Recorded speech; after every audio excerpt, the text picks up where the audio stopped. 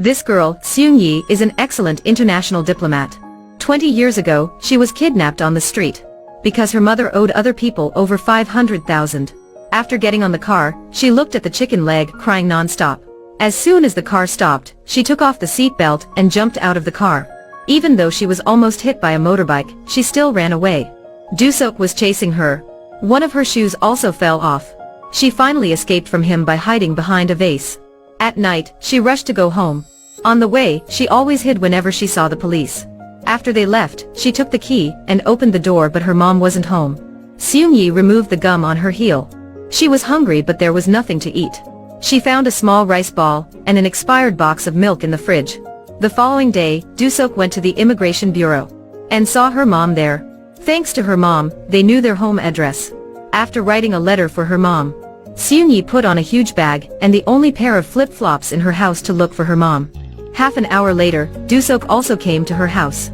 When he saw her shoe and her name on the board, he started feeling worried. Where would this little girl go? At night, when Seung-yi was walking on the street alone, a man with a cruel face immediately picked her up. Seung-yi then bit his finger. At that time, this man was shouting at her. Dooseok suddenly came and kicked him. That man wanted to fight back, but Dooseok kept hitting him, which scared him away. Seung-yi was so frightened, holding Dooseok's shirt. She begged for help, "Help me find mom." Dooseok then hugged her tightly. He was a man who looked fierce on the outside, but very honest on the inside. After being consoled by Dooseok, she agreed to stay with him for a while until her mother came back. When these two men came back home after work, Seung-yi was waiting for them at home. The whole house was clean.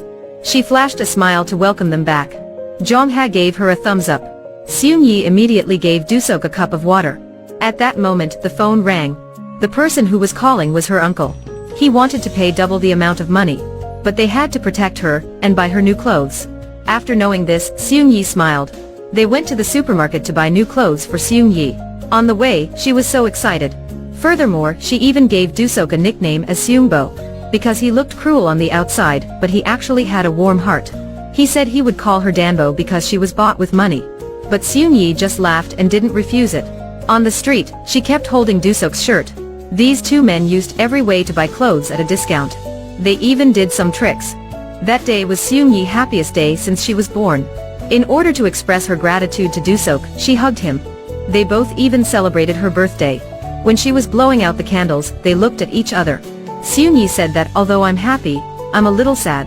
The next day, her uncle came to pick her up. They both came to the transaction place on time. Dooseok bought a CD player for her even though he didn't want to let her go. The man with silver hair was coming closer to them. He didn't look like he was a good man. Seung-yi was scared, so she was hiding behind Dooseok. But Dooseok just wanted the money and didn't care about other people's feelings. When they said goodbye to each other, Seung-yi looked at him pitifully. After Seung-yi left, Dooseok was always in a bad mood. He tried to contact her but nobody picked up. The other man was a child trafficker. There were a lot of children bags on the back of his truck. Seung-yi was sold at a cheap price. She was forced to do things that nobody wanted to do. Cleaning the toilet was disgusting. On this side, this fat guy wanted to dance with this girl.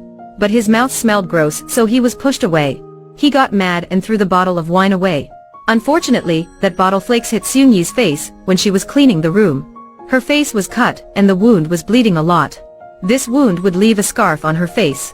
The owner brought Seung-yi to the bedroom, then took the piece of glass out, putting an unknown medicine on her wound because going to the hospital was too expensive. At that time, Dooseok found the other man. He had sold so many children that he didn't remember Dooseok. Dooseok kicked and held this guy's collar. "How much did you take?" He responded, "Didn't you also sell her with 1 million for me?" Dooseok was pissed off, beating him to the ground. But he still couldn't ask for her address.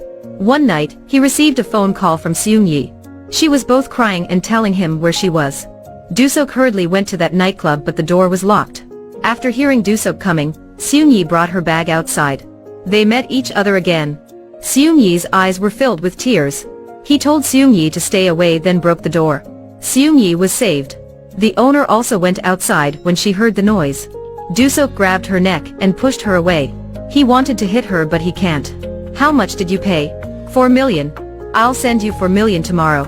The owner stared at his business card as a debt collector. On the way, Seung-yi held his hand and cleaned the blood with her jacket. After that, Dooseok sold half of his assets and his favorite car. Finally, he collected enough money to give her. Seung-yi saw a note and a picture on the wall. She smiled happily. Time has passed. Dooseok took Seung-yi to school. The first time she got 100 points, the whole family was so happy. A few years later, Seung-yi has become an adult.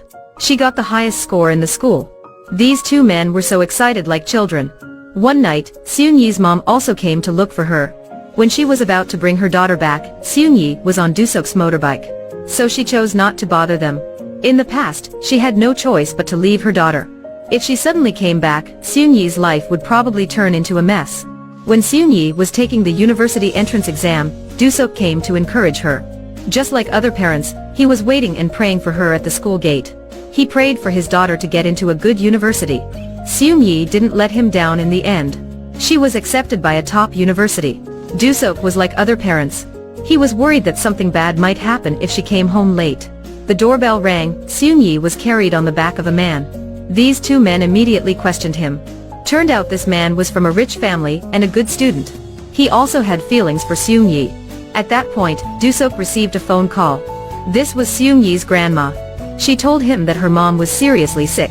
Before she passed away, she wanted to meet Seung-yi. The next day, they arrived at the house. This was the first time that Seung-yi met her grandma. Seung-yi and her mom immediately hugged and cried. It's been 20 years that they haven't seen each other. They had dinner together, but Seung-yi's eyes looked shy. Her mother can't eat because Dooseok was waiting to bring her back tomorrow. She told Dooseok her last wish. She hoped that Seung-yi could meet her real father one time. That day, Seung-yi unintentionally saw Dooseok's old shoes. He didn't have any good pair of shoes. She called him telling him that she was joining a school activity. But she went to work. She wanted to earn money to buy him a new pair of shoes. Not long after, Dooseok found Seung-yi's biological father. He looked at them and then left.